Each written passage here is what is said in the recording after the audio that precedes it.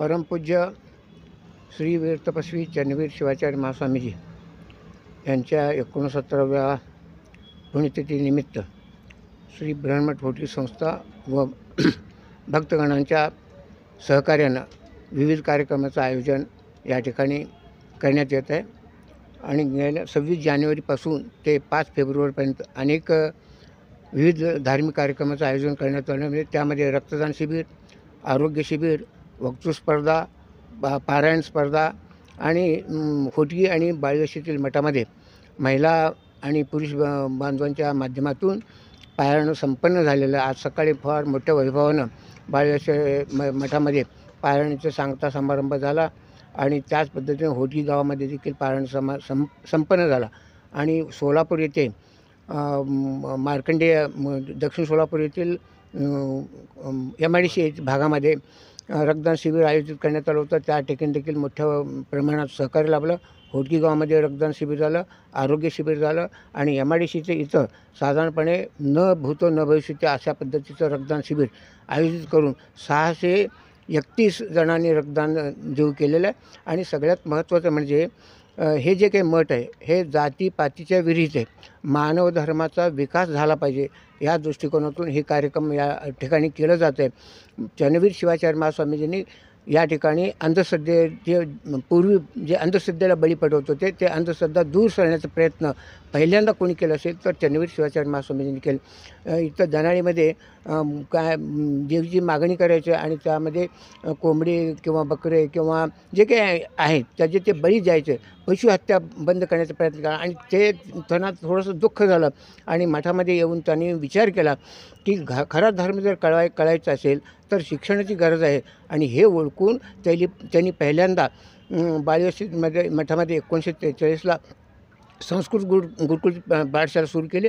त्यामध्ये सर्व लोकांना समावेश करून विद्यार्थ्यांना शिक्षण देण्याचा प्रयत्न केला. आणि त्यानंतर ते 1956ला लिंगैक्य झाल्यानंतर मठाच्या गादीवर तपोरत्नम योगीराज शिवाचार्य महास्वामीजी आरूढ झाले आणि आपल्या गुरुचं काम जे अर्धवट आहेत ते पूर्ण करण्याचा प्रयत्न केला. आणि त्यानंतर त्यांच्या हयातीत आज जवळजवळ 21 युनिट शाळा आहेत.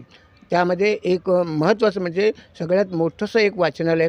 त्यामध्ये आत्ता सध्या 20,000 पुस्तकं आहेत आणि 15,000 विद्यार्थी शिकत आहेत आणि 4 हे वसतिगृह आहेत आणि त्यामध्ये सगळे मागासवर्गीय विद्यार्थी आहेत. आणि विशेष करून विद्यमान मठाध्यक्ष धर्मरत्न डॉक्टर मल्लिकार्जुन विश्वाराध्य हे जगद्गुरू झाल्यामुळं त्यांच्या कार्यक्रमानुसार आणि आता विद्यमान मठाध्यक्ष श्री चन्न योगीराज शिवाचार्य महास्वामींच्या मार्गदर्शनाखाली विविध कार्यक्रम होत आहे. आणि मागच्या वर्षी एक मुस्लिम विद्यार्थी मठाकडे आला आणि त्यावेळी तो मला नाही भेटला पण तो डायरेक्ट महास्वामींना भेटला आणि त्यांनी मला उच्च शिक्षणासाठी PhD करायचं आहे, आपण आम्हाला मदत करावी. तर तात्काळ महास्वामीजींनी मला बोलवून देऊन त्यांना आम्ही उच्च शिक्षणासाठी निधी दिले. आणि आता केवळ लिंगायत हा धर्म नव्हे तर सर्व मानव धर्माच्या विकासासाठी यामध्ये सगळे मागासवर्गीय आहेत, OBC आहेत आणि इतर जे काही समाज आहेत. आपल्याला वाटतं की बाबा इथं असं आहे तर सगळ्या धर्मियांना इथं एकत्रित आणून एक असं सहकार्य केलं जातं. आणि काल विशेष करून एक काय म्हणतात कॅन्सरग्रस्त मुलगा होता. त्या मुलाला आमच्या शाळेतल्या मॅडमनी फार चांगलं काम केलेलं आहे. लक्ष्मी कंदिकटा म्हणलं इंग्लिश माध्यमाच्या त्या शिक्षिका मुख्याध्यापिका आमच्या परवानगीनं रक्कम जमा केली आणि काल 21,000 रुपये 21,000 रुपये काहीतरी जमा केले. आणि ते पाहून संस्थेचे अध्यक्ष अतिशय संवेदनशील आहेत. त्यांनी ते पहिले काय झालं आहे की 21,000 रुपये देऊ केले कॅन्सरग्रस्त आहे आणि त्यामुळं महास्वामी सांगितले की त्यांचा एक अर्ज घ्या, आपल्या निधीतून त्यांना देखील आपण मदत करूया. ते देखील सद्गती झाले. म्हणजे अशा पद्धतीने जिथं जिथं दुःख आहे. आणि कोरोनाच्या काळामध्ये अनेक मठामधून शिबिरमध्ये जे काही महारोगी कुष्ठरोग आहेत त्या ठिकाणी देखील अन्नधान्य देऊन आणि ऑक्सिजनची पुरवठा कमी होती मठाच्या माध्यमातून ते देखील पुरवठा करण्यात आला होता. आणि सगळ्यात म्हणजे महापूर आला होता कुठला सांगली जिल्हा आणि बेळगाव जिल्ह्यात हे सगळे महापूर होते.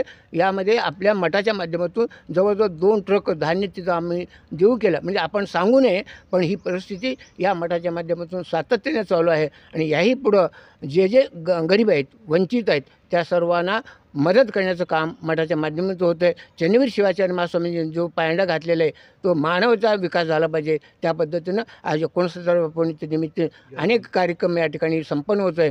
गॅदरिंगच्या माध्यमातून संदेश दिला जातो, व्याख्यानाच्या माध्यमातून संदेश दिला जातो की आपण सर्वांनी चांगल्या पद्धतीनं जे पाश्चात्याचे अंतःकरण आपण चालू केलेलं आहे त्याला कुठेतरी थांबवलं पाहिजे.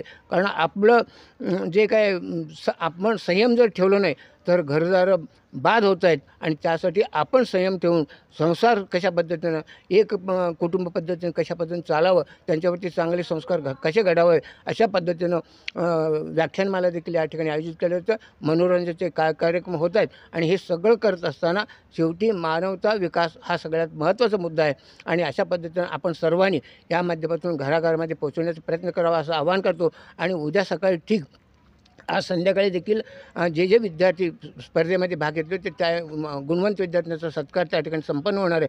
उद्या ठीक 5 वाजता या आत्मज्योती रात्री 2:10 आत्मज्योतीचं प्रज्वलन पूज्य महास्वामीजींच्या अमृतहस्ते होणार आहे आणि त्यानंतर बरोबर 5 वाजता बाळगशील मठातून पदयात्रेतून ते आत्मज्योती यात्रा हुडकीकडे प्रयाण होणार आहे. आणि जागोजागी या ठिकाणी भक्तगणासाठी महाप्रसादाची सोय करण्यात आली आणि या सर्वांना महास्वामींचा आशीर्वाद आहे आणि आपण सर्वजण त्यामध्ये सम्मिलित व्हावं अशा प्रकारचं आवाहन करतो. धन्यवाद.